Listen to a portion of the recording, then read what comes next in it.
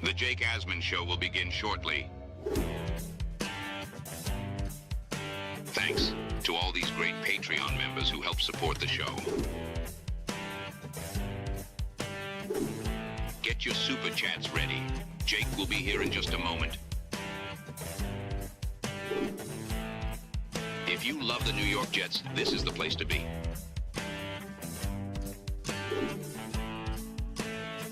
And now, the Jake Asman Show. Aaron Glenn speaks today. The Jets are on the field for another day of OTAs today. Plus, they've made several moves, a trade, a new kicker. Let's talk about the latest. Matt O'Leary is going to join me. It's the Jake Asman Show. Let's hit it and get it started. We sitting here, we excited as hell. Now it's time to get to work. Are you a happy guy? Oh my goodness, let's go! I haven't felt joy talking about the Jets in a long time. When they announced it, I went, yeah!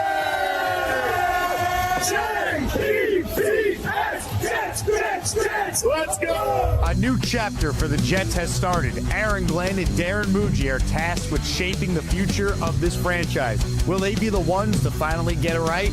We will be here for every step of the journey on the Jake Asman Show, breaking down all the storylines, every game, and everything in between. Please subscribe and hit the like button below. Super chats, baby. Cut the line. The Jake Asman Show starts right now. Here we go, Jet fans. Welcome in, everybody. It is indeed the Jake Asman Show. Live on a Thursday. We are presented by PrizePicks. Click the like button. And, of course, if you're not subscribed to the channel, please do so. Reminder to join us on July 11th, Gangrene Beach Club. It's going down.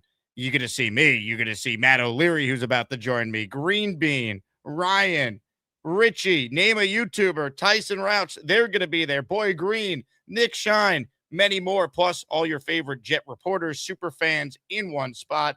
It's going to be outstanding. Can't wait. GangreneBeachClub.com to lock in your ticket and see this in person. Matt O'Leary in a Speedo. Hello, Matt. Thanks for coming on. What's going on, Jake? Yeah, super excited for this event. I think it's going to be a great time. Hit the blackjack table, too. A little bit of everything at the Gangrene event. It's going down. Speaking of a little bit of everything, for May, Darren Muji is very busy. So in the last 24 hours, Matt, the Jets have made a trade. See you later, Herb Charles. And they have signed a new kicker. So we have another kicker added to the kicker competition with Cade York. Free agent kicker Young Ho Koo, who most recently was with the New York Football Giants. He started his career with the Atlanta Falcons. He was signed. Your thoughts on this addition by Darren Muji? Yeah, I'm not surprised to see them add another kicker in here. Young Hoku obviously had some success with the Falcons. Bounced around a little bit since then. I know last year had that embarrassing clip go viral where he, I guess, spiked his shoe when he was trying to kick the ball. But look, I think it's something they needed to do. I didn't trust Cade York, honestly, based on his history in the NFL. So I guess excited to watch these guys battle it out, a three-man race for the kicking title here, it seems. Look, there's a good chance that their actual week one kicker is still not even on the team. Again, they signed Nick Folk as training camp was already a week in or so. But, man, I just feel like, and maybe this is just the inner Jet fan in me, this is going to be a problem all year, right? Like they had the kicking situation figured out. And for as much as I love a lot of what the Jets have done this offseason, this is one I just will never understand. And I think you and I said it in real time. Rich Cimini said it was about $1 million difference in what the Jets wanted to pay Falk to what the Atlanta Falcons paid Nick Folk. I just feel like they should have found a way to keep Nick Folk and not mess it up. Yeah, I know with Nick Folk's age, I guess maybe you're afraid that it could go at any point, but he's just been so good the last 3 years. He's been like the most accurate kicker in the NFL and field goal percentage over that time. So, yeah, it is a concern for me, right? Like, I don't think this team has really the margin of error, right? Like, they got to have a good special teams unit if they're going to take a step forward and win more than 3 games than what they did a year ago. So you're right. Unfortunately, that wouldn't be surprising if they end up cycling through about 3 different kickers throughout the year. It's wild. I mean, they've had so many kickers over the years. They finally get a great kicker, a guy that probably never should have left in the first place, and now we let him walk away again. For what it's worth, so Koo has had some really good years in the league. He joins Cade York, and also Lenny Craig is on the roster as well. York has made just 73.3% of his career field goal attempts in 23 games. Craig has never kicked in the NFL in a regular season game. He's part of the International Player Pathway Program. So just based on sheer experience, Koo has been the most qualified kicker that they've had. He, let's see, 31 years old, career field goal percentage is 85.3, career extra point percentage 95.9. That was over 98 games for the Chargers, where he appeared in 4, 89 for the Falcons, and then 5 for the Giants. He actually was one of the better kickers in the NFL from 2017 to 2023. He had made 88.5% of his field goal attempts across 78 games, but recent sample size, he's made just 72.1% of his field goal attempts for the Falcons and then for the Giants over that 5-game sample at the end of this past year. So, I mean, he's been better than the other guys they've had on the team. You're hoping that Chris Banjo could work his magic and get him back to being the guy he was for, the first 6 years of his NFL kicking career. Yeah, exactly. And I think if you look at 24 and 25, it leaves a little bit to be desired, but maybe there's something there, right? Where he's young enough at 31 where, it's not like he's 41 years old and you think like, okay, he just lost it like Greg Zuerlein did in 2024 or whenever that was. But point being, maybe there's something there that they could work on and get him to, even if it's just average around like 85, 86%, which is pretty much what he's done for his career. I don't know if he's going to be at that Pro Bowl level that he was in the early 2020s, but we'll see what he has this training camp. I think it's going to be something that we'll have to keep an eye on. And like you said, even with the addition of Koo, doesn't necessarily mean that that the opening day kicker is on the roster right now currently. He's a local guy too, Young Ho Koo. He went to high school in Ridgewood, New Jersey. So rooting for the local kid, Jet fans. Okay, did not realize that. We got Ruckert representing Long Island, and we got Koo representing New Jersey. It's perfect. OTAs begin today. We will talk about that. Glenn's going to speak later today, so I already told my social guys, be on standby for whatever asinine quote the head coach gives us that will probably make national headlines in May. So we're on standby for that. But as far as actual storylines on the field, we will get into that in a moment. But the other story yesterday with the Jets, see you later, Herb Charles. They trade him to the Seattle Seahawks for a conditional 7th in 2028. What was your take on the Herb Charles deal? If you gave me 40 guesses, right? Like if you said the Jets traded someone today without knowing, and you gave me 40 guesses, I don't think I would have guessed Herb Charles. Like that seemed to come out of nowhere. I think he's kind of a forgotten guy because he didn't play last year with the injury. Got hurt in late of I think it was December of 2024. But clearly they have a lot of those type of players. Arian Smith can play that role. Quantez Stiggers played that role a little bit. So they probably just felt like if you can get anything for this guy, you'll take him instead of just cutting him. And someone was willing to give up a 7th round pick in a couple of drafts in the future. So it doesn't really bother me. I didn't really think it was a big deal one way or the other, but Herb Charles fetches a draft pick. What do you know? It's kind of wild they got anything for Herb Charles. That was my reaction. Like, really? Like, how many phone calls did Darren Muji have to make before he found a team that was willing to give anything for Herb Charles? Yeah, that's a really good point, right? And it's the defending Super Bowl champions who end up giving up that future asset. But who knows? Maybe then Darren Muji will flip that for Juwan Briggs 2.0. That's got to be the goal. Find somebody for a late day 3 pick that could give you some value. And clearly, I just think that they didn't see a role for Herb Charles on this team, so just decided to move off. Congrats to Arian Smith on making the roster. That was my first takeaway when I saw the details of the trade. I think him and Stiggers are your gunners on the outside. Yeah, that makes the most sense. Stiggers did a good job with it last year. Banjo already talked about Arian Smith and was talking him up for his special teams prowess. So him being like the 5th or 6th receiver and the gunner probably sounds about right for right now for Arian Smith. Matt O'Leary is our guest. Hit the like button if you're just joining us. We got an awesome giveaway today. Yesterday, we gave away a David Bailey jersey that Major Punage was the recipient of. Today, another chance to win a Jets first-round pick jersey. I got my Omar Cooper Jr. jersey behind me. If you want one, get the membership or send in a super chat that qualifies. You could choose between David Bailey, Omar Cooper Jr., or Kenyon Sadiq. Those are your choices. So gift for your chance to win, or Venmo, or send in a $10 super chat or higher to qualify. When you do that, you're automatically entered in our weekly As Maniac raffle. This is raffle 75 since we started doing this. And this week, it's a signed Joe Klecko helmet, Hall of Fame inscription on said helmet, increasing its value, plus a signed Darrell Revis end zone pylon and a Walt Clyde Frazier Knicks jersey. So another Knicks-related prize in honor of the Knicks reaching the NBA Finals.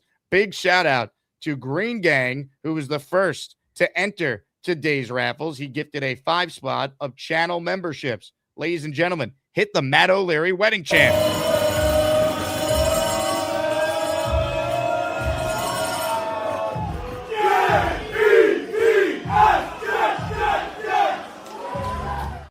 Green Gang, thank you. If you hear your name, you're a channel member. Flying Monkey DG, Brian Imaj, Shafe, Michael Cupolino, Special K3242, all receiving a channel membership there. Let me shout out our friend Ozzy Fullers, who was the first to send in a 1-spot today. Good job, Ozzy.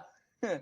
Thank you very much for your support there. Hit the like button if you're just joining us. We're talking all things Jets today. On the field again for OTAs. Glenn speaking later. And Darren Muji's been busy the last 24 hours with a trade and a free agent signing. The big fella writes in, can Koo kick from 60+? What is his range? So just looking at his stats, his Pro Football Reference page, he has made from 50+. Let's see.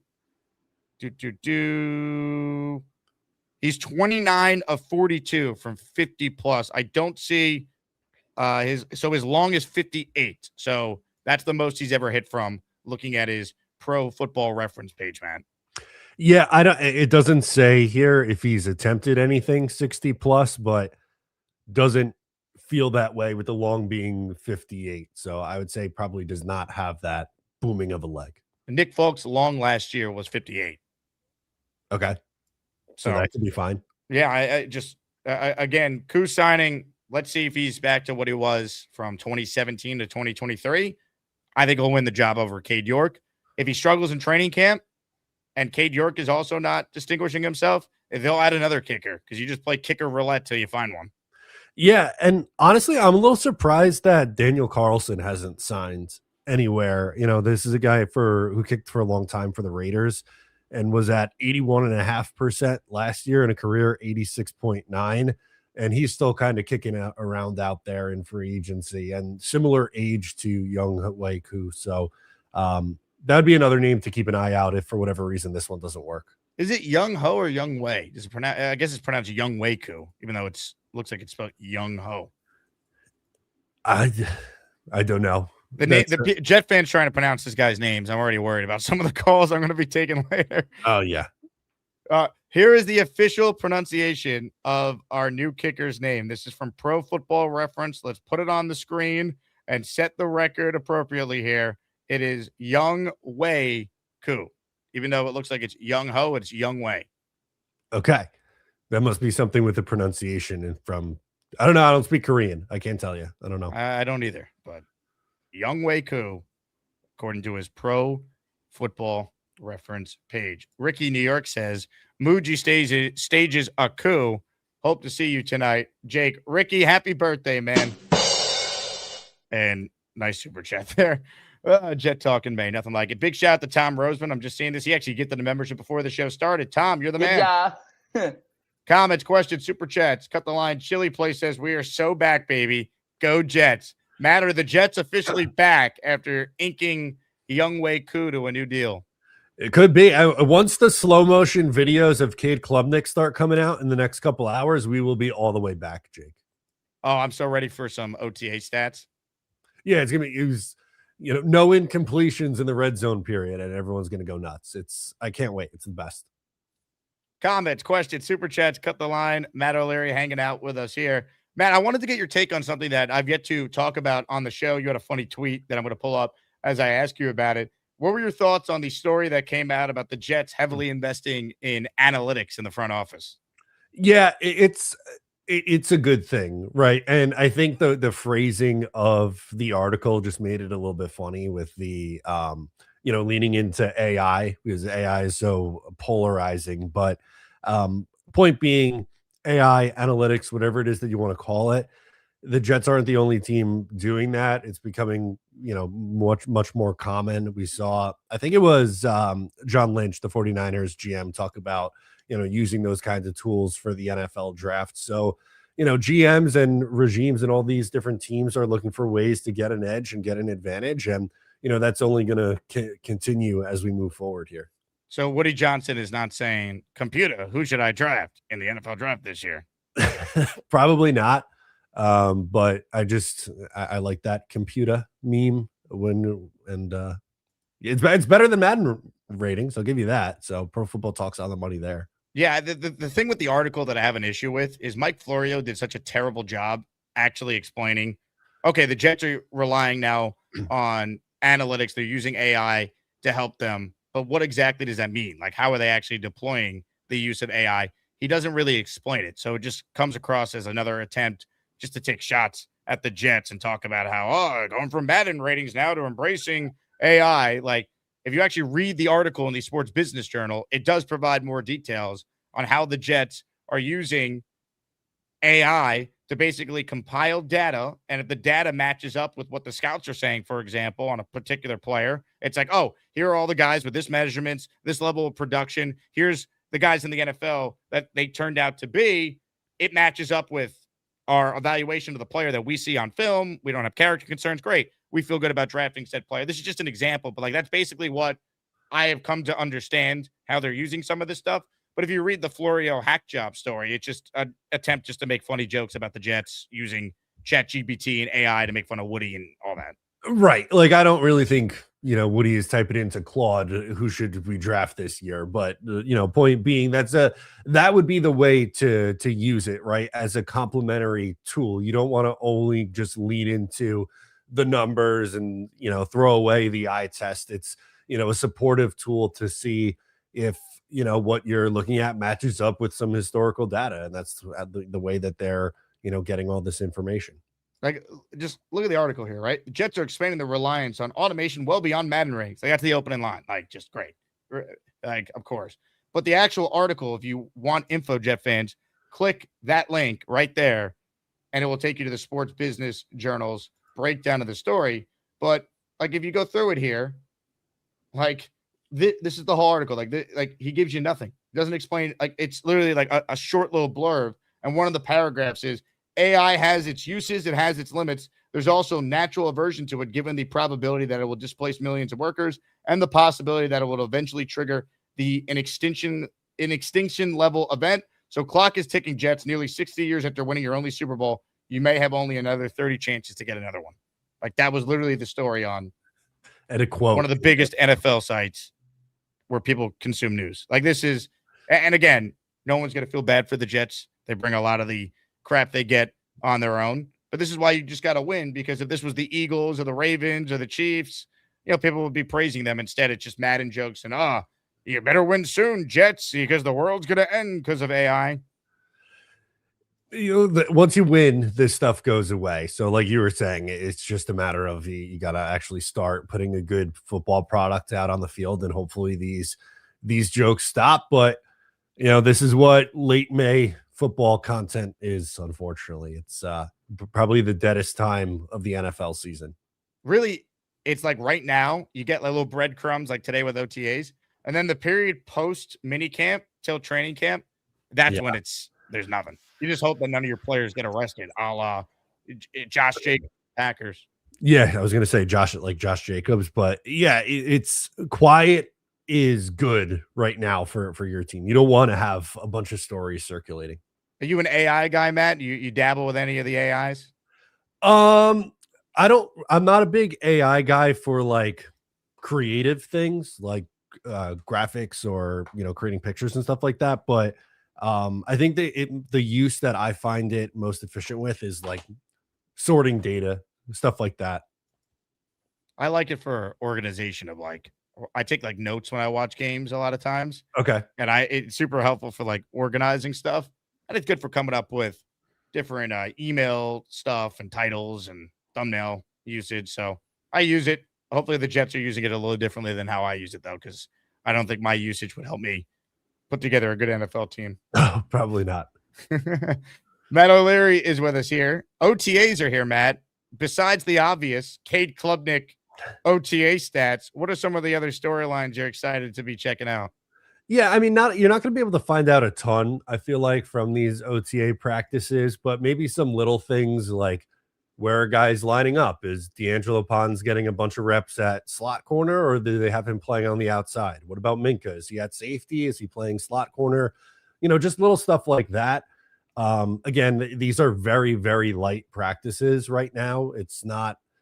You're not going to be able to get like, oh, this guy played well, and that means he's going to make this UDFA is going to make the team and be awesome. But you might be able to see the remnants of a plan for how they may end up using some of their players once you get to training camp and then the preseason and regular season.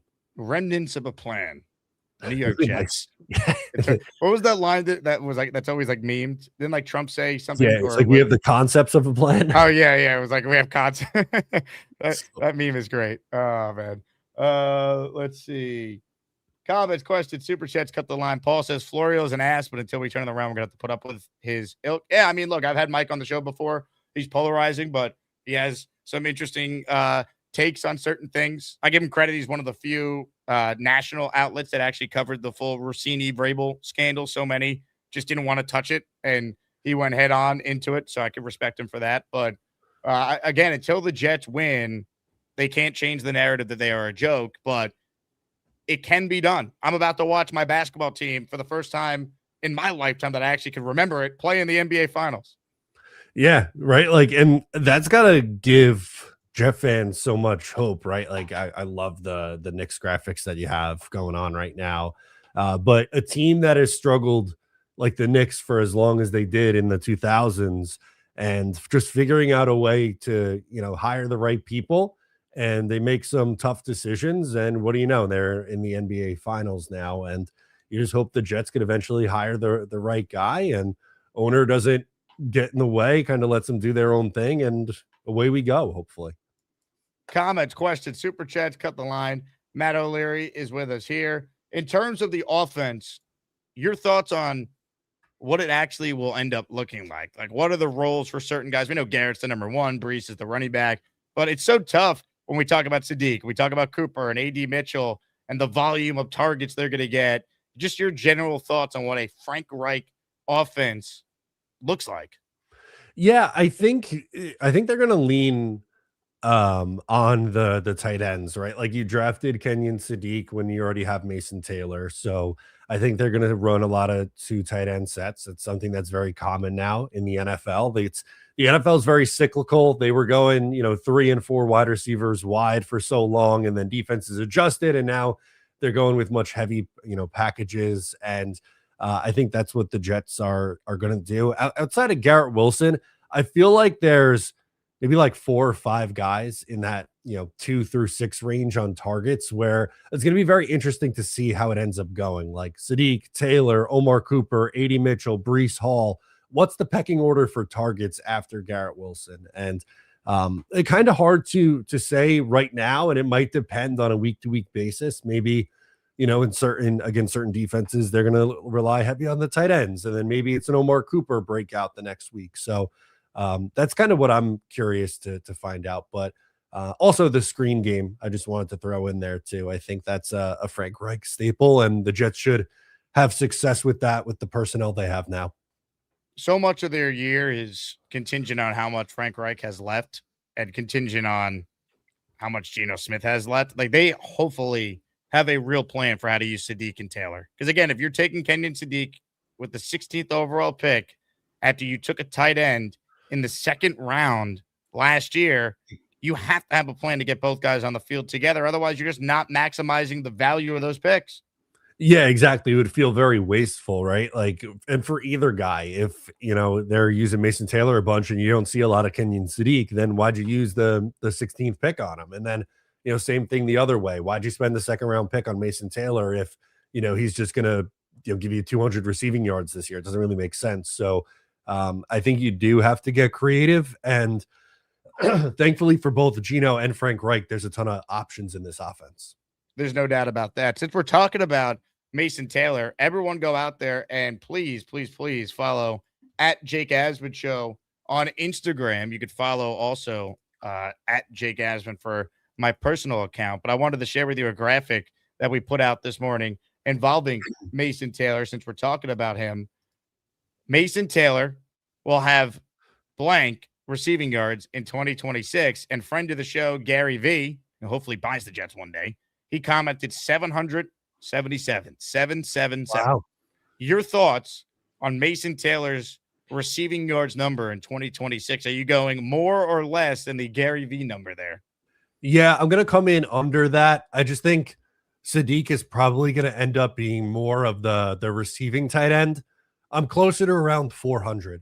And that's not necessarily a bad thing. I think they'll distribute the ball around a lot. So it's tough, right? When you do these predictions, I find myself like, oh yeah, that guy's going to get 1,000. This guy's going to get 700. And you go and you add it up. It's like, well, I have Geno throwing for like 5,200 yards. I don't think that's happening. So we have to adjust now. So I think closer to 400 would be my guess.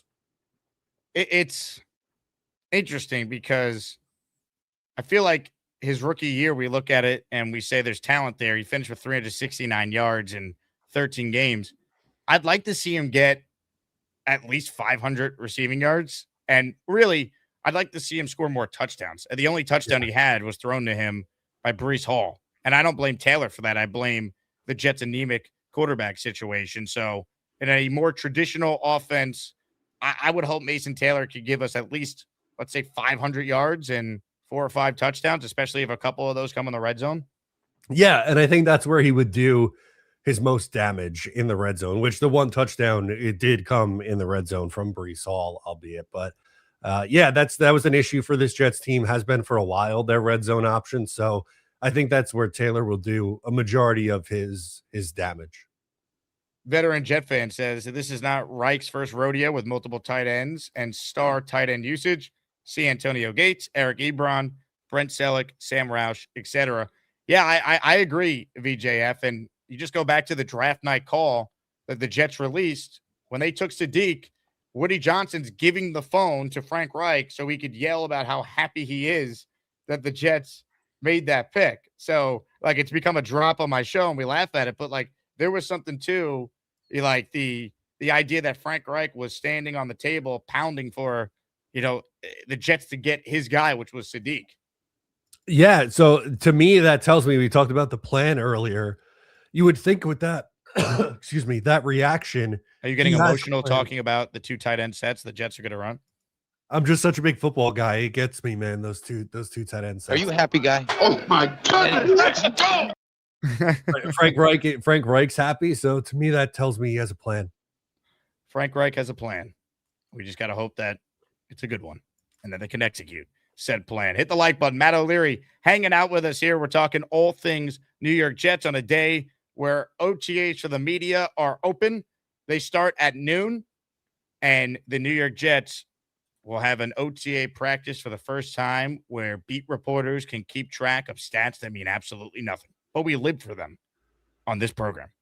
Yeah, I mean, if Cade Klubnik has a bad day, then I'm sure the 4:00 show is going to be going nuts about how big of a mistake this was for the Jets to trade up and draft him. Well, you know the rules. If Cade Klubnik stinks today, it doesn't matter. It's OTAs. But if he's great today, we got ourselves a franchise quarterback. Okay. See, I wasn't considering that spin. That's a great spin. Oh, man. Matt O'Leary hanging out with us here. Other OTA storylines, Matt, that you're intrigued by as we kind of go through some of the big things surrounding this team right now. Yeah, I mentioned before the usage on the defensive side of the ball. But for me, can everyone stay healthy? Cade Klubnik's the big one, obviously. Give me all the slow motion videos. I feel like that's it. No injuries. That'd be nice. No injuries would be nice. That's probably the biggest thing, if we're just being honest. Like, no injuries. We don't need. Remember, it was the last day of minicamp in 2023. Who was the Jet safety that got hurt? Non-contact injury. He was out for the year. Yeah, Chuck Clark, right? Chuck Clark. Yep. So that's the biggest thing. You just don't want any injuries here. But we'll see. I'm curious to see just how quickly they get the rookies involved with the first teams. Like, are we going to see Sadiq out there with Mason Taylor early? Or are we going to do the Salah stuff where, the rookies have to earn it? Like, I'd rather just let these guys play and get reps. And I like that they're doing that, at least with Klubnik. Like, let him compete for the backup job with Zappy and see what you have. Yeah, I would think Klubnik's going to get a lot of reps with the twos, which is going to be interesting for him to see kind of just where he's at progress-wise. But, yeah, is it Sadiq or Taylor running with the ones? That's a good one. How about, Omar Cooper? Where's he fitting in here? I would hope he's running with the ones, but yeah, kind of the personnel usage on the offensive side of the ball is a good one. I think David Bailey going up against either Membu or Fashanu would be fun, but it's tough when they're not wearing pads. So you would think the defensive linemen should dominate. I feel bad for the Jets, like third string offensive tackles, if they got to deal with David Bailey today at OTAs. Yeah, that's really tough. And you're right. When the pads go on, I think you'll have a better idea. The offensive and defensive lines, there's really not a whole lot that they could do right now. Yeah, to me, this is more about, does the offense look crisp? Is the ball hitting the turf? If it is, that's concerning. You got a veteran quarterback. You got a veteran OC. Like, we always hear about, the defense ahead of the offense. Well, the offense should be ahead of the defense. The offense has more returning pieces, and you could argue they actually have more overall talent than the defense does. You actually, for the first time in a while, could argue that when you consider Garrett, Brees, the offensive line, some of the additions they made, like Sadiq, Cooper to go with A.D. Mitchell, another year of Taylor. Like, the Jet offense actually could be better than the defense this year.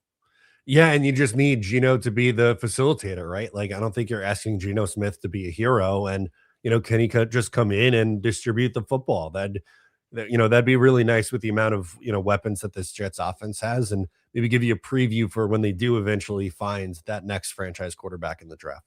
We're going to get to your calls coming up shortly here, so if you want in, load it up on the Gus Buster hotline. Shout out to the 300 of you in the house. Make sure you like the video. Reminder, if you ever missed the YouTube show, I post the audio of every live YouTube show. We're live twice a day, 5 days a week, plus a weekend show every single day, 10 a.m. and 4 p.m. during the week. You can listen on Apple Podcasts or Spotify. The full upload I post when we get done with the live YouTube show each and every day. So watch on YouTube or listen anywhere on either Apple or Spotify. Daniel Jeremiah had an interesting tweet the other day, and I've asked my guests yesterday for their feedback on this. This is what DJ thinks an NFL team needs to have a chance to win a Super Bowl. He's calling it a championship foundation. You need a quarterback, 3 offensive playmakers, 3 quality offensive linemen, 2 pass rushers, and 3 defensive playmakers. He says these are the 12 core pieces a team needs in order to have a chance to win a Lombardi. How many do the Jets have if we use this as a barometer for where this roster's at right now? So I feel good about the offensive playmakers, the offensive line, and the pass rushers. Quarterback is an obvious one that they need to get. And defensive playmakers, I don't know if they have any yet. D'Angelo Pons might be one, right? But I think we have to actually see it. I don't know if you could qualify Minkah Fitzpatrick and Demario Davis at this point in their careers as defensive playmakers. So I think those are really the 2 spots that stand out to me where they'd have to add the most at to take that next step. If I want to be generous, I'll say Minkah's a defensive playmaker, but then after that, I can't put Davis on there. He's just old. And I don't know. I mean, you're hoping Pons is one of them. Maybe Azaria Thomas. Someone emerges this year, but that's where I think they come up the shortest besides the obvious with quarterback. I think they have the O-lineman. They should have offensive playmaker, right? You have Garrett, you have Brees. You feel like one of Taylor or Sadiq or Cooper can emerge. And even if you don't want to count Brees as a running back, if you're just saying pass catcher, I think you feel confident in that. Pass rusher, you should have that. I mean, if David Bailey's not that, he's a huge bust as the number 2 pick in the draft. I like Will McDonald if he's in the right situation to actually rush the passer. I think he could do that. But again, it's quarterback and not included on this. You need a coach. And right now the Jets have a head coach who went 3-14 in his first year and is entrenched on the hot seat going into year 2. Yeah, coach is an important one, and I think the most optimistic thing you could say about Aaron Glenn right now is that we don't know if he's the guy. And again, I understand that's the optimistic view, but clearly a lot to prove for him in year number 2. And we'll see. But if things do go poorly, I don't want them to, but with 3 picks in the first round, it could be a very attractive destination for a head coach next year. So you might be able to solve that one a year from now. Public service announcement from Stack. He goes, there's 300 in here, which, by the way, is insane. Thank you to everyone who watches a daily Jet show in late May when the Knicks are going to the finals. We got 300 people watching live. Jet fans, you guys are the absolute greatest as maniacs. Thank you. Hit the like button. The thumbs up button helps the channel grow. Subscribe to my channel. Make sure you subscribe to Matt O'Leary. And why? Shout out to Big Fella telling everyone to give us the thumbs up, or as our guy Greenbean would say, give us those milk thumbs. Milk thumb. Boom, boom, boom. Boom, boom, boom. Ladies and gentlemen, let's get to some of your calls. Doug on the bed, first up in his weekly Thursday morning call. Hello, Doug. I missed last week. I can't do 2 weeks in a row. That would have been wrong. You guys, sometimes to turn life around, all you need is a young hoe in your life. Ladies and gentlemen, Doug on the couch. And here we go. Let's go. Let's go. We'll see you next Thursday. Doug, more of your calls right now. I'm just kidding. Hello, Doug. I was like, oh man, I wanted to read that joke. I don't know what you know. I'll say I feel like this has been the quietest offseason in a long time. Because like last year you had Glenn, like all the new coach, and then you had the whole stuff with Fields and everything. This year, you know who the quarterback is. We have no one holding out, like because the brief thing's done. No big contracts looming over us. It just feels like a really nice, quiet offseason, which I feel like we haven't had in forever.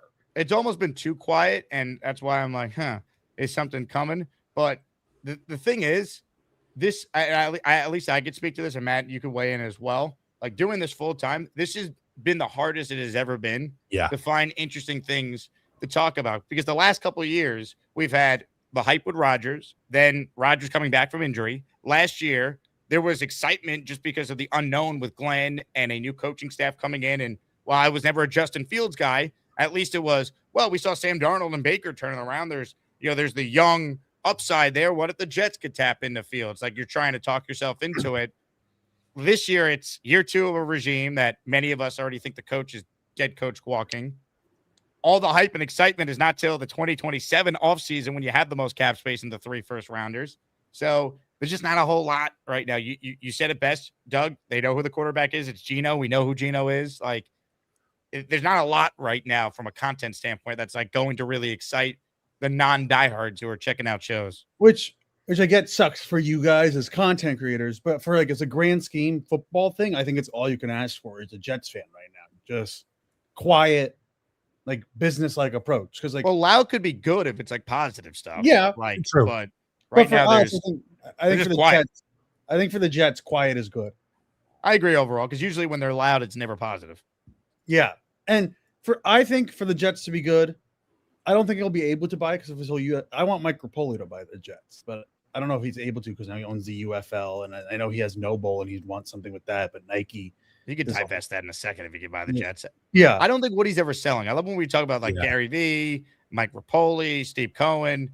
I don't think the Jets are ever going to be for sale, which is sad. But hey, that's life. That's life. You gonna sing? But if it's working with, the Knicks right now and Dolan, why can't it work with Woody Johnson? But I feel like Dolan has took way more of a step back than Woody has ever done. Yeah, but Woody, I think the idea that Woody is always meddling is not entirely true. I think he lets guys do their job until he loses faith in them. And sometimes to defend Woody, these guys are terrible, and then they try and make excuses. Now, he gets blamed because he hired them, and it all comes back to the fact he keeps hiring the wrong people or trusting the wrong people to make the hires, a la, Charlie Casserly, Mike Tannenbaum. Sorry, Mike, but until proven otherwise, Glenn's a disaster. I don't care if we work together on Sundays. The Corn Ferry search firm that landed us Isaac. Like, again, it comes down to making the right hires, and then if you hire the right people, I think Woody will let him do their job. I don't think he meddled with Rex when they were winning. I don't think he meddled for the first couple of years of Bowles and McCagnon. Like I think there's been times when Woody was on the outside just kind of looking in, letting his football people do their jobs. It's when they start stinking that he gets involved.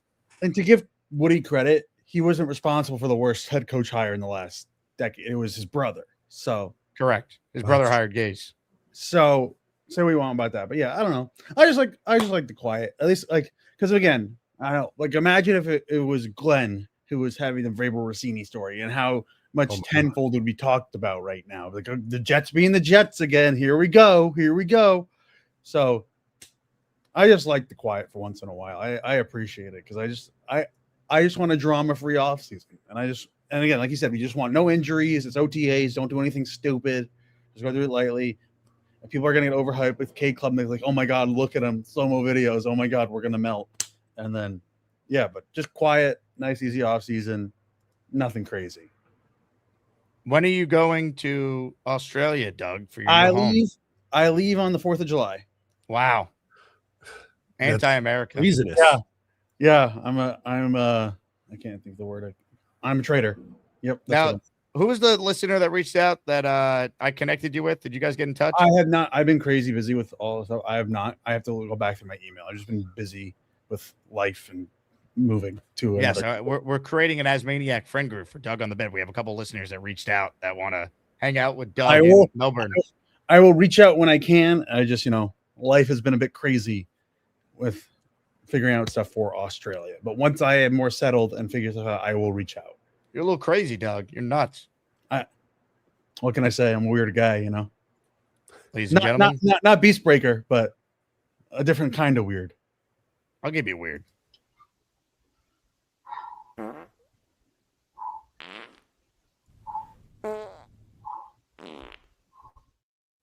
Go.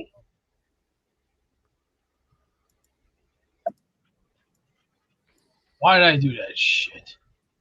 The 3-ball hit. That was a mistake. We're watching Beast play pool on his computer right now, folks. Come on. I liked the pool hall last week. That was good. There we go. There you go. Ooh, nice 5-shot. 3 to the 9. Easy English. There you go. Put that 3 up. Sadiq. Certified freak. Just got off the John. Oh, yeah. We're running. Thank you very much, Beast, for absolutely nothing. Quality program. Ladies and gentlemen, more of your calls, shall we? This caller is celebrating a birthday today. Ladies and gentlemen, it's Ricky New York. Ricky New York is my name. Florida State is my game. My internet sucks, call him Jake. When it's time to smoke and debate, the New York Jets are gonna win. My team since I was a kid. My New York Jets are gonna win. I'm Ricky New York, don't forget that. Florida State bitches, New York Jets, we got this shit. It's time to win, baby. Win. Can't wait. Time to win. Happy birthday, Ricky. Happy birthday, Ricky. Thank you guys. I appreciate it. And not only my birthday, but yesterday was Weed the People's birthday. Next week we have Stack and Rick Kent. So lots of Asmaniac birthdays. Maybe only one of you guys doesn't smoke copious amounts of marijuana. Yeah, that would be the other Rick that does not. I definitely can't put myself in that category. You know what? There's only so much we can gain from these OTAs. However, thinking about it, I was talking to Nick Shine about this last night. The fact that Membu, as a rookie, his very first game, he kept Watt without a sack. Later in the year, he faced Myles Garrett coming off a 5-sack game. Garrett got no sacks versus him. Membu is a stud, and I think he's the perfect tool to use to evaluate exactly where David Bailey is as a pass rusher. So I think in that way, that'll pay some benefits. Obviously seeing where guys line up, but I'm not backing off my big AD Mitchell predictions for the year. it seems like every clip that they post, shows him getting the ball. I think he's going to have a big year, which, I'm excited for all of our guys, but I'm keeping in mind Cooper and Sadiq are rookies. I don't think they're, just going to light it on fire right from day one. So while they're getting acclimated, getting up to speed, I think AD Mitchell is going to eat during especially the earlier part of the year. Mason Taylor prediction, 493 yards, 5 or 6 touchdowns. I think is a fair assessment on that one. He was good last year and didn't even play the whole year. So, I like the direction that everything is heading. And in doing a little bit of research, for some things, I went back and since the draft, we've been talking, only about the draft picks, but going back and looking at our other sightings, like Enigbari and Osai, and looking at those guys and looking at some of their film.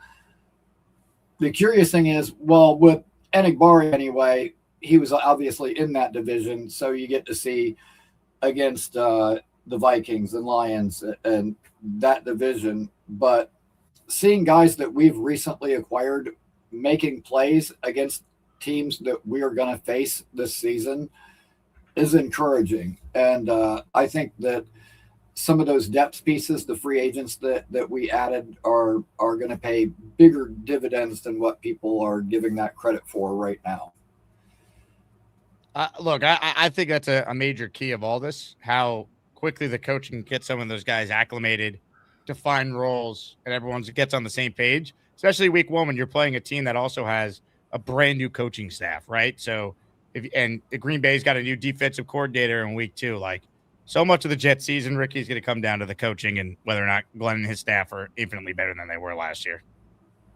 Right. Well, I definitely expect the offense to take a big step forward. I mean, just having anything that resembles a competent quarterback will be, God, almost like foreign to us, after last year. Like, holy crap. But yeah, I'm encouraged by everything that's gone on. The one major thing that I kept saying, and early yesterday morning, I actually posted, we need to bring in a veteran kicker before the cupboard is bare. And a couple hours later, Muji stages a coup, and we've got a kicker. So,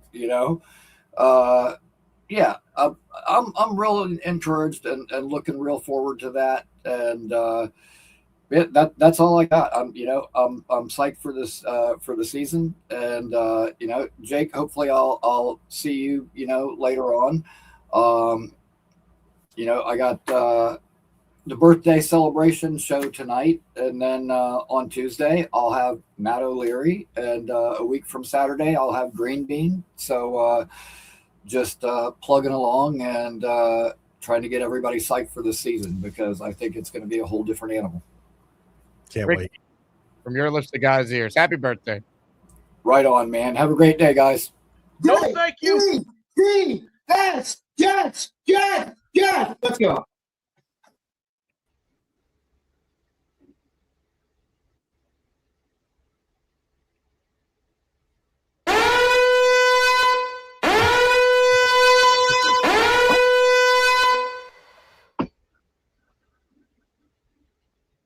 And now, let's get back to our feature presentation with Dr. PhD Jake Asman. Whoop.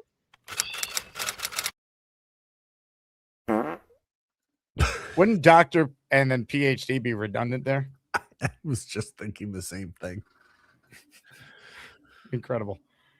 Absolutely incredible. Matt O'Leary with us here for a little while longer. If you're just tuning in, great giveaway on the show. See the jersey behind me? You want one? Omar Cooper Jr. You can enter to win that by gifting a membership or sending in a super chat that qualifies. Venmo is Jake-Asman, if that's easier for folks. David Bailey, Omar, Sadiq, your choices. Jets first round pick jersey giveaway on our shows today. Ladies and gentlemen, more of your calls right now. Joining us on the Gustbuster Umbrella Hotline is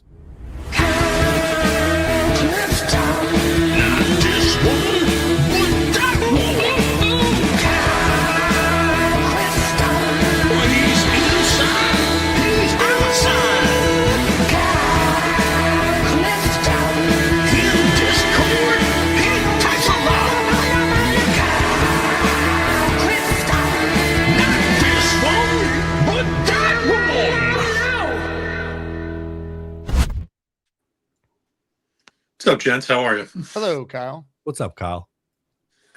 Kind of down. Same here. Some bear told me that I'm the only person who can prevent forest fires, so I got that weighing on me. So, I'm a big fan of Koo from his fantasy football days. I think he saved many a league. So, he's a worthy reclamation project. I'm looking forward to seeing what he can do in camp, even though, Lenny Craig is my favorite. I like the guy who comes out of nowhere from Germany and wins the NFL job. I like the whole narrative there. I think for as far as that third offensive playmaker goes, we don't know if they're already on the roster, right?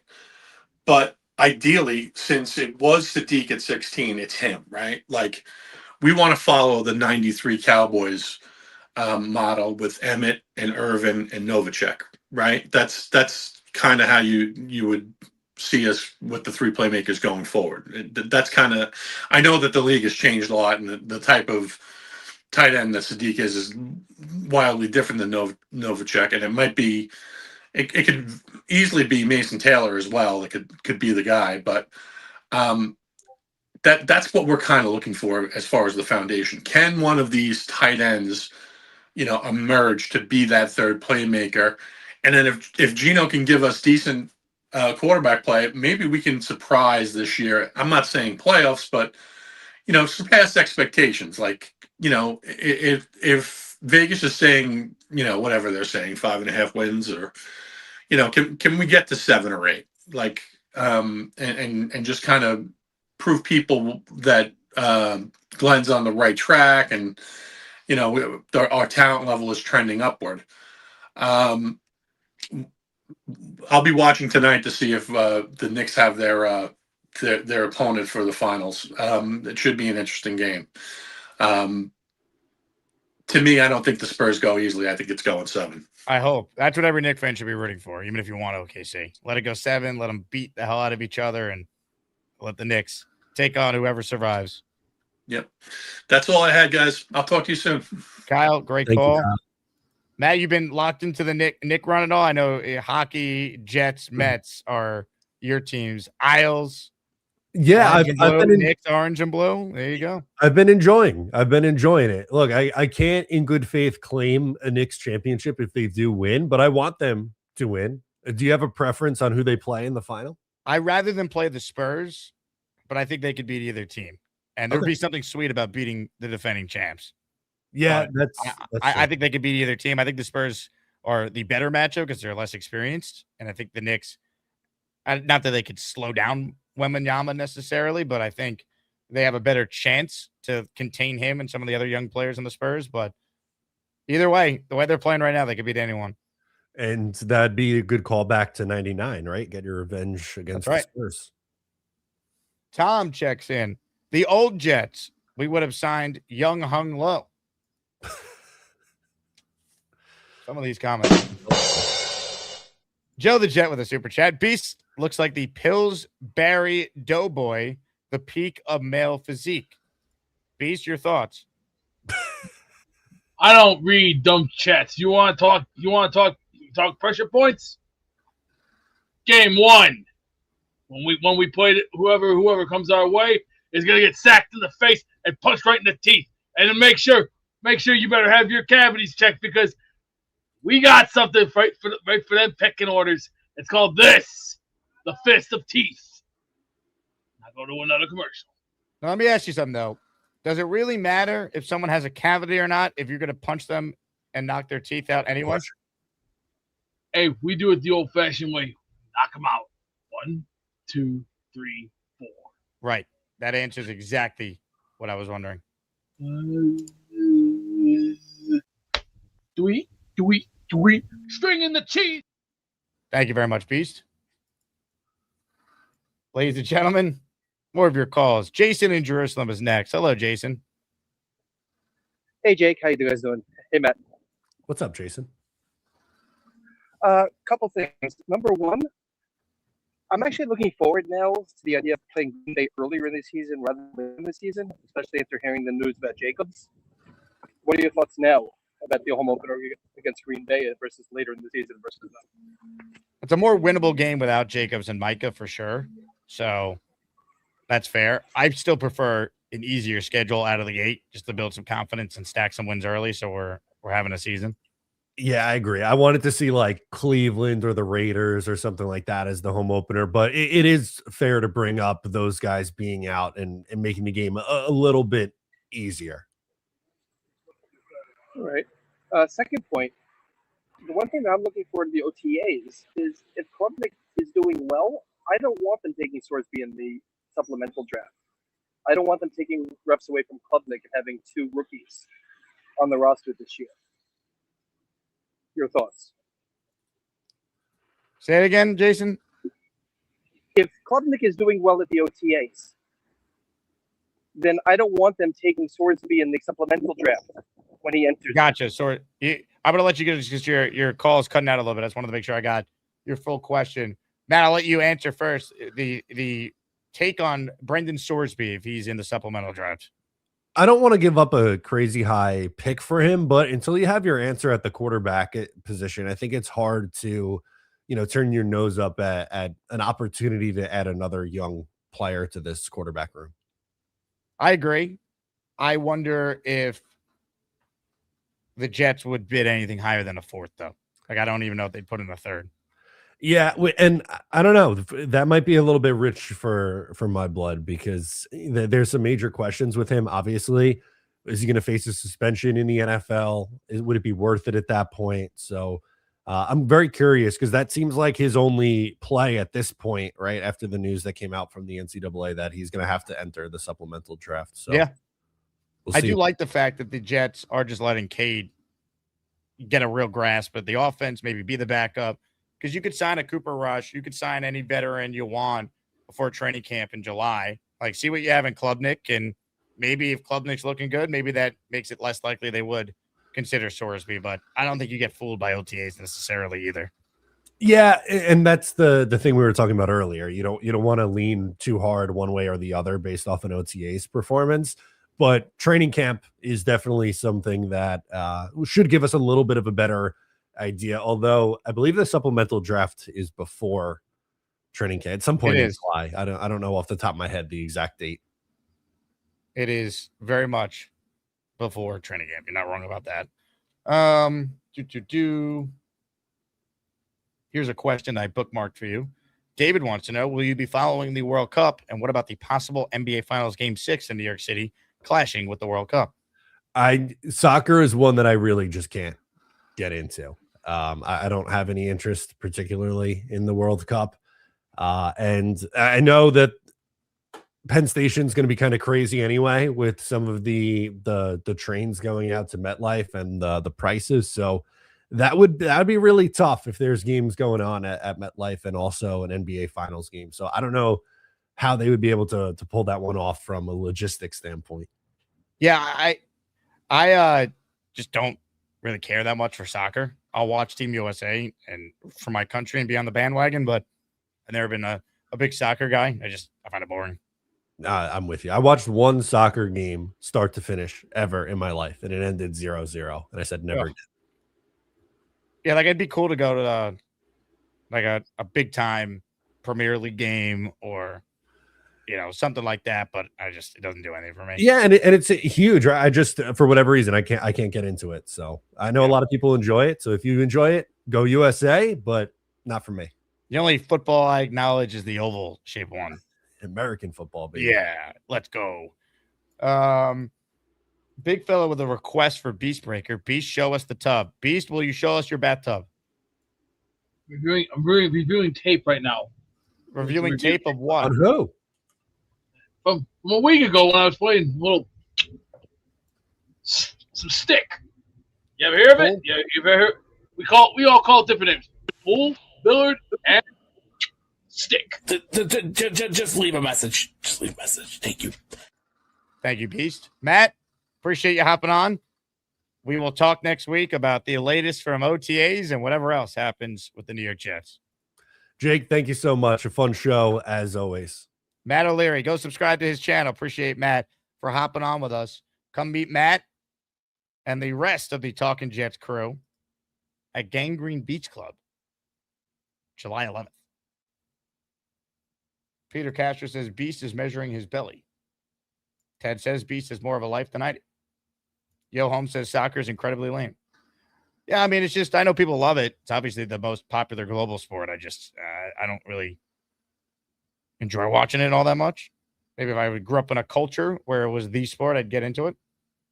As far as, by the way, Knicks Game 6 of the Garden clashing with the World Cup, Penn Station's always crazy. The craziest thing, though, is that the World Cup at Penn Station's only going to be accessible to people going to the World Cup, I read. They got to obviously adjust that and figure out better logistics. But Penn Station's always nuts. And getting the MetLife is the biggest pain in the ass no matter what. It's a brutal stadium. But thankfully, I live in the city.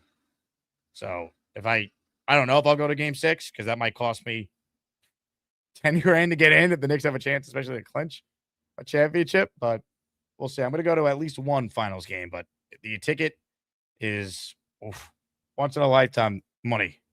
Crazy. And I know people that can afford it. They just don't want to, at a principle, go. And I get it. But, I spent $1,000 to watch the World Series when the Yankees ran it a few years ago. This is going to cost me at least double that. 3 times that. Crazy. Dave Briggs says, Dead Life Stadium. I mean, it's a giant AC unit.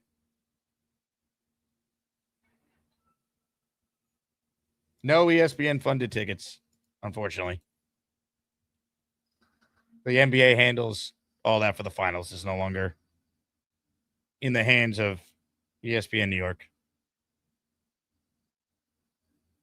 Oh, man. Open phone lines for those who want in. Comments, questions, super chats. They cut the line. I'm posting the link again for those of you who just tuned in. Again, our giveaway today is awesome. It's David Bailey jersey. It's Omar Cooper Jr. or it's Kenyon Sadiq. You choose the Jets player you want, and we send to you. It's that easy. Leader of Jets says you should do a tickets giveaway for the finals. Do you know how many super chats and gifted memberships we would need to be able to break even on doing that?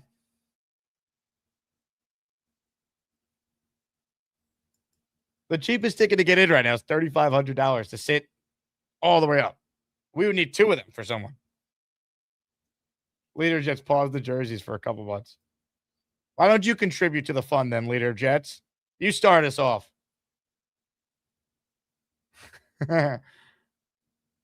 Man.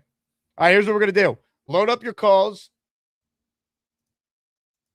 Send in any comments or questions you want addressed. And we will get to them right after these short words. Here we go.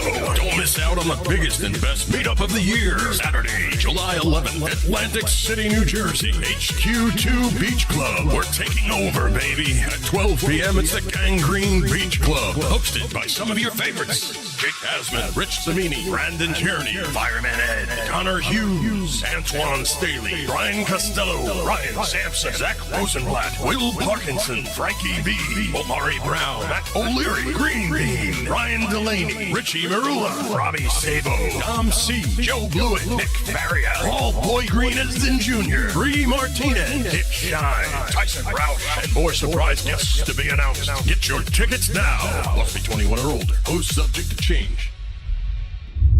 All right, Asmaniacs, listen up for a second. No matter what you're watching, whether it's New York sports or any game you didn't plan on caring about, there's no better way to stay locked in than with PrizePicks. It's daily fantasy made simple. You're just picking more or less on player projections. That's it. No complicated lineups, no nonsense. Just you versus the numbers. And here's why I love it. Even if it's a game you normally wouldn't care about, once you got a lineup going, you're locked in. Every play matters, every drive matters, every at-bat matters. I've been mixing sports too. Maybe a little football, throwing some baseball, maybe some basketball, and now you've got action across the board all night, and PrizePicks makes it even better with features like early cash outs if your picks are hitting, the ability to mix multiple sports in one lineup, and you can even see what other people are playing and tail their picks. So if you haven't tried it yet, what are you doing? Download the PrizePicks app right now. Use code HMA. That's HMA, and you'll get $50 in lineups after you play your first $5 lineup. Again, it's HMA on PrizePicks. PrizePicks, where it always feels good to be right. Yeah, baby. Comments, questions, super chats. Cut the line. Carlos says, my dream is to eventually go to a game at MetLife. We can make that dream very easy.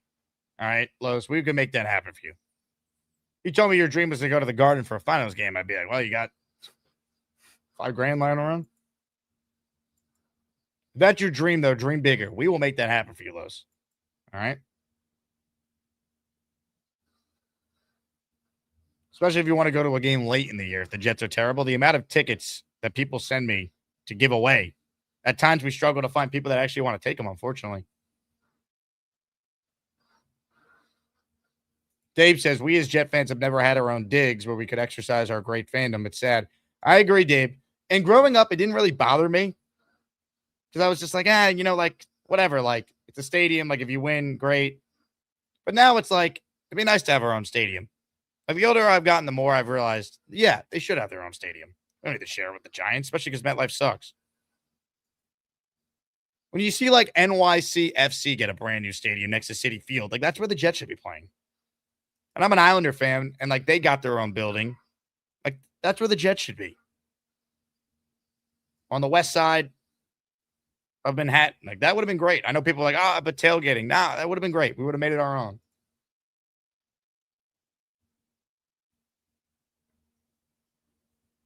I agree.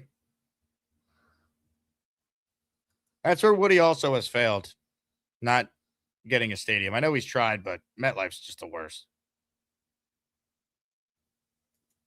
It's just not great.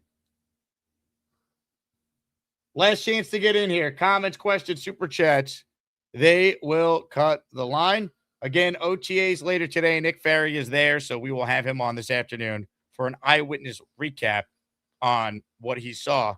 I want to play something from the Jets collective. We talked about this with Matt earlier. So the Jets signed a kicker, Younghoe Koo, added to the competition with Cade York. This was Rich Cimini on our most recent Jets collective episode talking about what happened with Nick Folk. Age had a lot to do with it, and Atlanta offered him, I think, $4.5 million guaranteed, and the Jets were not going to come close to that. I think they might have been $1 million off. So if you're Nick Folk and, the Atlanta's offering you $1 million more guaranteed, you get a chance to kick indoors in a division where, you're going to be kicking indoors in New Orleans, and you get some, Carolina and Tampa, warm weather places, so more conducive for kicking. So I get it from Folk's perspective. If it were me, I would have threw in the extra $1 million to just to keep him. Amen. Was Moochie? I agree. Was Moochie ever pressed on that? I don't remember him saying much about that. I don't think so. No, I don't think that really came up. The timing of our availabilities was not such that. I mean, it's the kicker, so it's not that we have so many other questions. We have such a limited amount of time when we get him. The kicker question fell by the wayside. So maybe that's on us as reporters. Maybe we should have asked that one. Moochie, we know you're tuned in. You explain yourself. Let's go, Mooch. And thanks for watching the Jets Collective. All right. Speaking of the Jets Collective, we're back tomorrow at 2:30 Eastern, live. So you will get a live Cimini breakdown from OTAs. Get ready.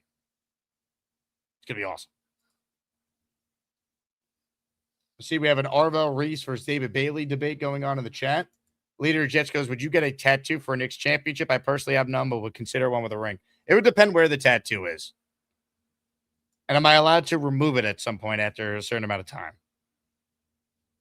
Because I have no tattoos. I've never been a tattoo guy. VJF says, you'd figure since Glenn and Folk are former teammates, Glenn would have ensured that Nick remained. Yeah, again, if the holdup was just a couple $1 million, like it sounds like it was, I don't know why you don't find a way to keep him. I don't. It'd make a lot of sense. All right, here's what we're going to do. The Jets actually started their presser with Glenn early, so we'll take it live, and I'll give you guys instant reaction to Glenn's presser here as he's speaking at OTAs. We'll stay on for Glenn's presser, and we'll have more breakdown for you this afternoon. But let's pull up the Glenn press conference, and let me know in the chat if you could hear AJ. You guys listen in. Let's get it rolling here. Here we go. Good morning. I want to start off with a couple of things before we get into questions. Yesterday, we signed Young Wei, kicker. He'll be part of the kicking competition. Two other things of injuries. Cade, all right, he's Cade York. He has a little groin, and he won't be practicing this week, but he'll be working stuff back in next week. And then Sadiq. Sadiq had a minor procedure, so he won't be able to practice today.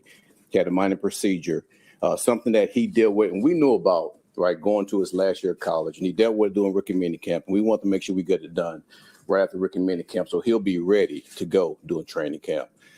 Other than that, it was good to get back on the field yesterday. Special teams seemed like they just they got right back at it on how they operate at the end of the season, so I was happy about that. And obviously, offense and defense, we're working on two different schemes. All right, so the guys are diligently working through that. They're doing a good job. Still have a ways to go. But, man, we're looking forward to every time we get a chance to get on the grass to continue working on that. So any questions? What can you tell us the body part was Sadiq? Groin. Yeah. Well, hernia. Hernia. Okay. Yeah. Is there anyone who finished the year injured who still isn't ready to practice this spring at all? You know what? I don't think so. I think so. We had 100% participation yesterday, which was good. So it's been good. It's been good through our phases. How's attendance for OTAs? Been good. Like I said, we had 100% yesterday. And I would say phase 2, we averaged around 95%. That in phase 1 about 90%. So the guys have been in it, and it's been really good. How important was it to get that done, Reese? Extremely important. Somebody we wanted to be here. I've talked about it for a while, how good of a player he is. So to get that done and just get that out of his mind so he can just go play, that's always a good thing. It seems like Reese is really excited to play with Gino. I know it's day 2 of OTAs, but what are you making of that dynamic? Well, those guys worked out together in Florida quite a bit, so there was already a relationship there. So those guys getting a chance to talk, obviously not talking true scheme because, the guys are just now getting it, but just getting a chance to know each other. I think that had a lot to do with it. So, again, looking forward to those guys continuing to work together. What have you observed about Gino with regard to comleadership and the way he's acclimating with other players? Yeah, if you watch him in the huddle, when you watch him in the huddle today, man, you'll see he's very he commands the huddle very well. He makes sure that everybody knows exactly what's going on when it comes to the play call. And then once he breaks the huddle, man, he makes sure everybody explodes out of the huddle and gets lined up. And then his ability to see exactly what's going on and try to make the play calls, whether it's protection calls or things like that, identifying the mic. He's very commanding, and you'll see that when it comes to that. So that what shows up from yesterday, really well. Did you know him before that? I mean, I know you knew him. Yep. Did you have any type of relationship with him before? Yeah. Actually, when we drafted him, I was scouting here. He wasn't in my area, but that was my first time actually getting a chance to really talk with him. And just the fact of how he's grown from that time to now, man, is outstanding. So, and he's still growing. You know, even been in the league as long as he has, and he'll tell you that. And I think that's for anybody. But that was my only time having that like conversation with him with that time. How has he grown? His ability, one, to command the huddle, his like true understanding of protections and how to make sure he protect himself in that aspect, and also his leadership ability also of. Listen, just by the way that I operate, just let my influence show leadership other than like really trying to talk it through with everybody. How has Garrett looked? Garrett looks good. He looks really good. I mean, he's typical Garrett, so that doesn't surprise me how he's going out there operating. Was he full go right away? I mean, right here last year. He's getting all of his reps. Yep, he's getting all of his reps. Can you sense a relief with him even after going through the knee issues last year, only playing 7 games? Can you just sense a relief? Yeah, I think that's with any player. I mean, obviously no one wants to be hurt, but when you are hurt, it just seems like you're distant from the team for the most part because you're in the training room getting treatment while everybody else is doing things to get ready for a game. So mentally that can message you a little bit, you know. But I think he's done a good job of making sure he got himself ready to play. And he's been doing a good job out there. Now, you guys have made a lot of changes on defense and especially the secondary. What made you bring Cisco back? Well, obviously he had the injury last year also, and we thought highly of him. You know, when we signed him last year. I mean, we think he's a guy that can come in and compete, you know, and play for us. So obviously he has good range, has good ball skills. I know in Jacksonville things didn't go the way that he wanted, you know. So we still believe in him, and we're looking forward to him going out there competing and trying to earn a starting job. How important is the third phase, considering the new installations on both sides of the ball, and how many new faces you have? Yeah, well, critical. And let me explain a little bit, just because you asked about the installation. Let me explain a little bit how that goes with us. So we start our first round of installations in phase 2. I'm a huge believer in phase 1. The players come in, and I just want them thinking on, man, just strength and conditioning training. That's it. So it's almost like, you know, how some guys be away from the facility and they do that. I want them to think in that aspect. And I think that what gives us a chance to draw, you know, many guys here because, man, that's all I want them thinking about phase 1, strength and conditioning. Going into phase 2, we're still thinking about strength conditioning, but that's when the installation comes in, and that's the first round of installation. And we throw a lot at those guys. So it's 3 weeks of everything that we're doing when it comes to the system.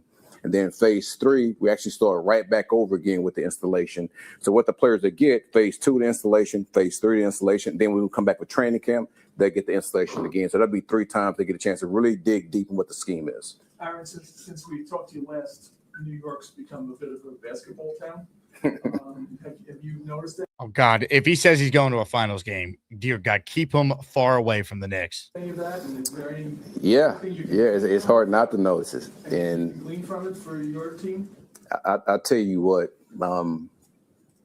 that is a gritty team.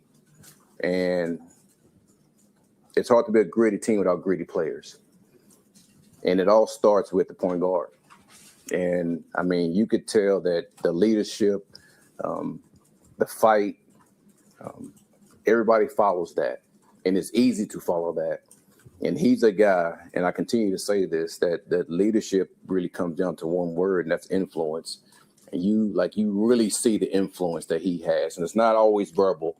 There's a lot of just what he do and how he operates. So, man, pulling for those guys, I really am.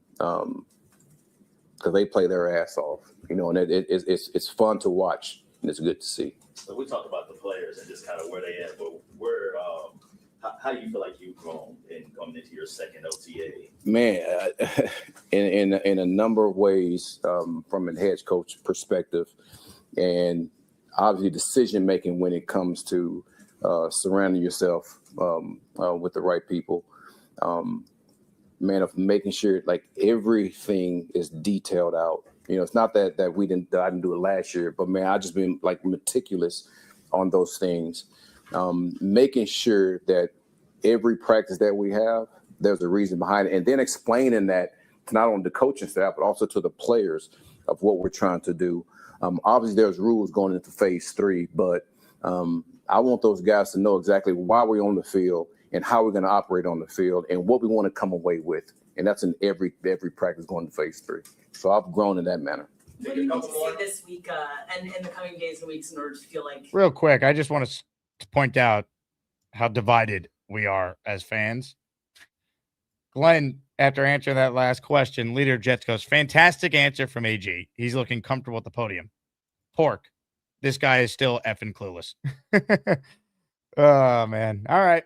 More from Glenn, and then I'll give you some recap thoughts as he's speaking before the Jets hit the field today for day 2 of OTAs and day 1 of the media being allowed to watch. Everything's on the right track. Well, I would say this, that we have a ways to go. I know that. But I just want to see improvement every day. That's basically it. If we're doing that, we're on the right track. With Pons, I know you said he played inside, outside. Yep. What's the game plan in terms of getting him there? Is he going to do both right away? Is he going to break him in one? Yeah. Here's what we found out in phase 2 going through the installations.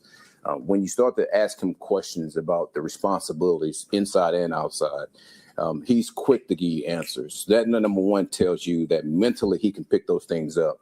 So now how does he do that, in live action? So now we start him out at nickel, see how he operates. Then we'll put him on outside maybe today and see how he operates there. And let's just see if he can continue to handle that, because sometimes it's different just doing it in the classroom than doing it on the field. So we'll be able to see that as we go through these practices. Last one, at quarterback, is there an open competition for the backup job or between those 3 guys, or do you have like a pecking order? It is an open competition. Obviously Gino's our 1. Bailey, he was our 2. But that can change as we go through these practices. So, but that's how we started out yesterday. Thanks, everybody.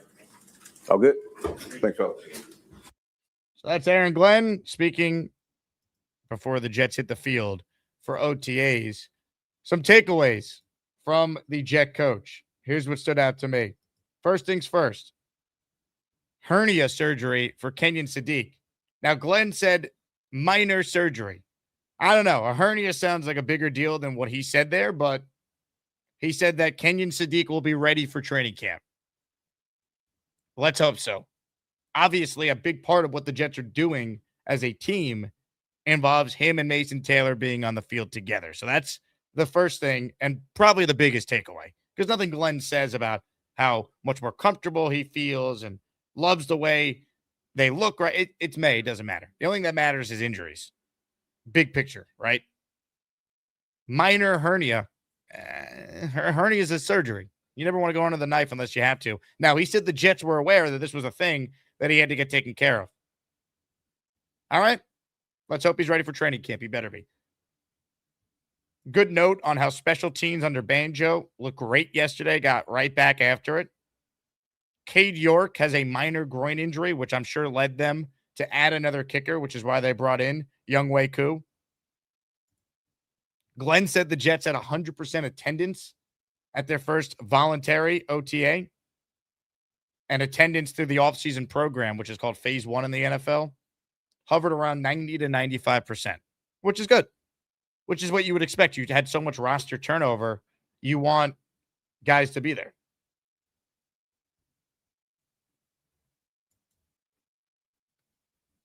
Glenn said there's an open competition for backup quarterback, but Bailey Zappi got the reps on day 1 of OTAs. We'll see who gets them today. I think as time goes on, Cade Klubnik has a legit chance to win that job. Right now, after Gino, it's Zappi, it's Klubnik, and Brady Cook. I think we've seen enough of Brady Cook to last a lifetime, respectfully. I think it's Cade's job when it's all said and done, unless all the guys struggle and then they just sign a Cooper Rush before training camp. Aaron Glenn said D'Angelo Pons has a good understanding of both the inside and outside cornerback spots. Said they're going to give him reps both inside and outside throughout the spring to see how he handles it. I think he starts outside. I think Rich Cimini is going to end up being right about that.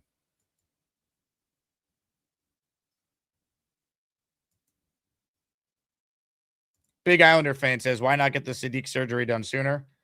That I don't have the answer to. He did participate in rookie OTAs or rookie minicamp a few weeks ago.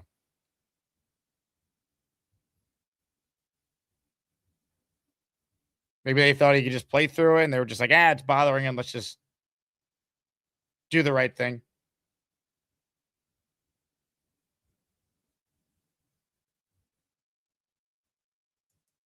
But I was worried Glenn was going to say he's going to a Knicks game. Keep him away. Last time the Knicks lost a home playoff game, Steve Cohen was there. The Mets are a bunch of losers. The Jets, until proven otherwise, are a bunch of losers. Keep these people away from the one team I have that actually can win a championship right now. For the love of God. He's not wrong about Brunson, though. It all starts with him, as we know. Cisco, thank you for gifting a channel membership. We love it. Great point, Jake. You hit it right there. Cisco, thank you very much. Comments, questions, super chats, cut the line. What did you guys make of Glenn's comments there? Anything stand out from the head coach of the New York Jets? Leader of Jets goes, what will the CB depth chart look like? Stevens, Wright, Brownlee, Pons, Thomas. Well, if I had to predict it, I think it will be Stevens and Pons on the outside with Brownlee in the slot. And we'll see Azareye'h Thomas play.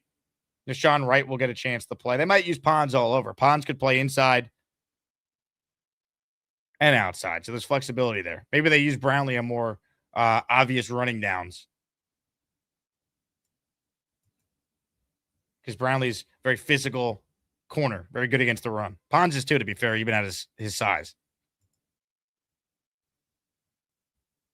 Football guy says, so we won't get to see Cade till next week. Now you'll see Cade. It's just it just means Cade Klubnik's getting reps on the third or the fourth team, or he's splitting number 3 reps with Brady Cook. We shouldn't be surprised Zappy's going to start as the quote-unquote incumbent to be the backup quarterback. Zappy's played a lot more football professionally.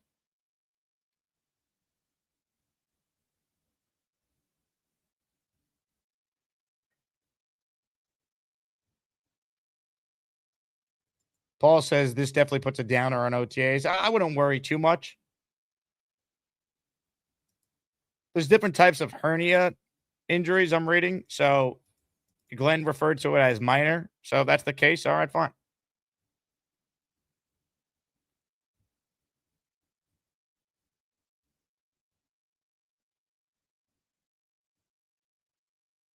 I don't think anyone's surprised that there's an open competition, though. The Jets have operated that way. They haven't added anything. They didn't sign Russell Wilson. They didn't sign Cooper Rush. To me, it makes sense.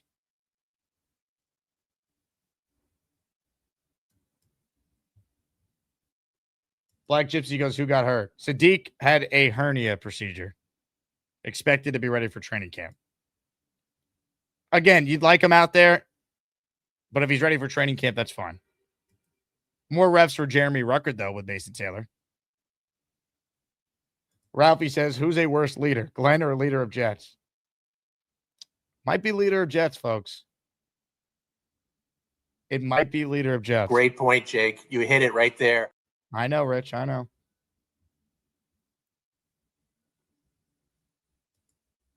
Anyway, we will have on-field takes, on-field observations this afternoon at 4 p.m. We go live with Nick Faria, who is at One Jets Drive, as Jet practice is starting in about 20 minutes.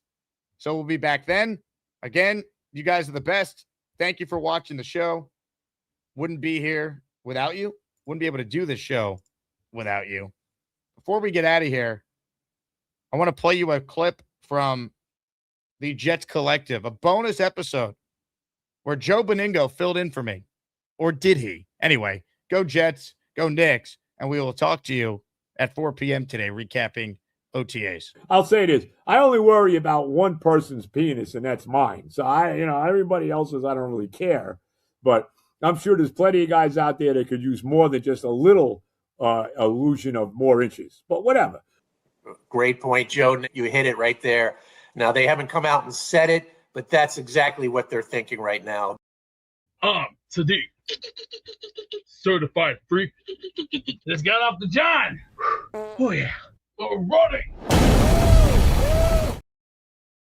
Oh, hi. Jake wants me to ask you to click on the like button. That's right, Lane. And if they don't subscribe to the Jake Asman Show, this team may never win another game. Let's go, Jets.